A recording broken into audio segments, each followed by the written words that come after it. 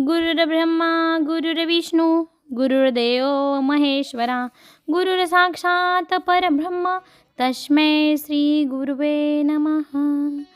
दिगंबरा दिगंबरा श्रीपादवल्लभ दिगंबरा अवधूत चिंतन श्री गुरुदेव दत्त दत्त दत्त दत्त दत्त।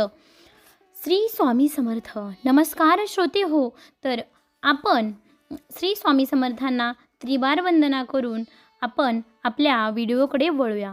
पालकांनी आपल्या मुलाला परीक्षेत चांगले यश प्राप्त व्हावे यासाठी स्वामींची सेवा संकल्पपूर्वक करावी। स्वामी समर्थांची सेवा आईवडिलांनी मुलांसाठी केली तरी चालू शकते।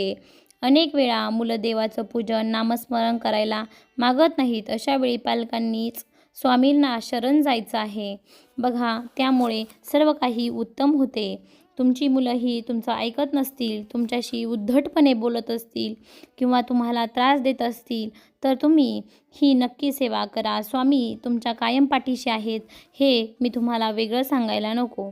तर ऐका, आईने मुलांना शैक्षणिक सुयश प्राप्त होईपर्यंत दर पौर्णिमेला स्वामींचा उपवास करावा आणि मुलाच्या शैक्षणिक यशासाठी प्रार्थना करावी।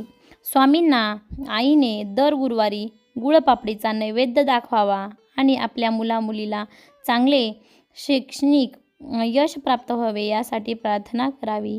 आता बघा, पुढील मुद्दा आहे तो म्हणजे दर गुरुवारी मठात जाऊन आई किंवा वडिलांनी दोघांपैकी कोणी गेलं एक तरी चालेल, स्वामींना मुलांच्या शिक्षणाबद्दल प्रार्थना करावी आणि स्वामींच्या मठात एक छोटासा तुपाचा दिवा लावावा। तुपाचा दीप हे यशाचे प्रतीक आहे, मांगल्याचे प्रकाशाचे प्रतीक आहे। आपले मूल चांगले शैक्षणिक यश संपादन करेपर्यंत हा उपाय अवश्य जरूर करा, आपल्या संततीस खूप यश प्राप्त होईल।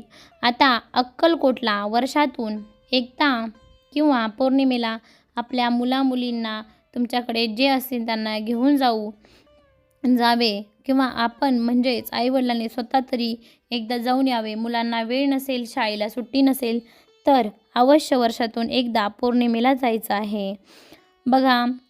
तुपाचे 11 दीप स्वामींच्या वटवृक्ष मठात लावून प्रार्थना करायची आहे। मुलांना सुयश प्राप्त होण्यासाठी प्रार्थना करायची आहे।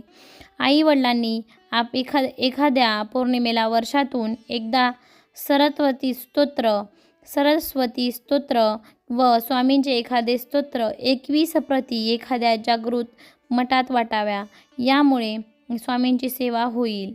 दर पौर्णिमेला मुलांनी म्हणजे पालकांनी घरी किंवा मठात शैक्षणिक प्रगतीसाठी स्वामींच्या पादुकांचे पूजन करायचे आहे। जमेल तेवढे अवश्य करा।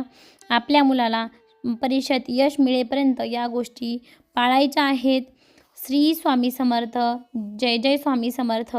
आणि तुमचे मूल जेव्हा परीक्षेला निघेल तेव्हा तुम्ही स्वामींना घरात वंदन करून निघायला सांगायचं आहे।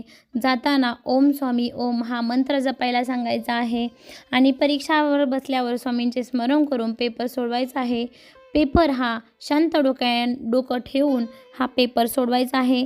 मध्ये मध्ये स्वामींना आठवत राहायचे आहे, तुमची परीक्षा उत्तम गेल्याशिवाय राहणार नाही, त्यामुळे तुम्ही श्री स्वामी समर्थ कायम तुमच्या पाठीशी आहेत असंच नेहमी लक्षात ठेवा। तुम्हाला व्हिडिओ आवडला असेल तर आपल्या चॅनलला अवश्य सबस्क्राईब करा। धन्यवाद। श्री स्वामी समर्थ आणि कमेंटमध्ये स्वामी आई मी तुझं बाळ अशी कमेंट करा।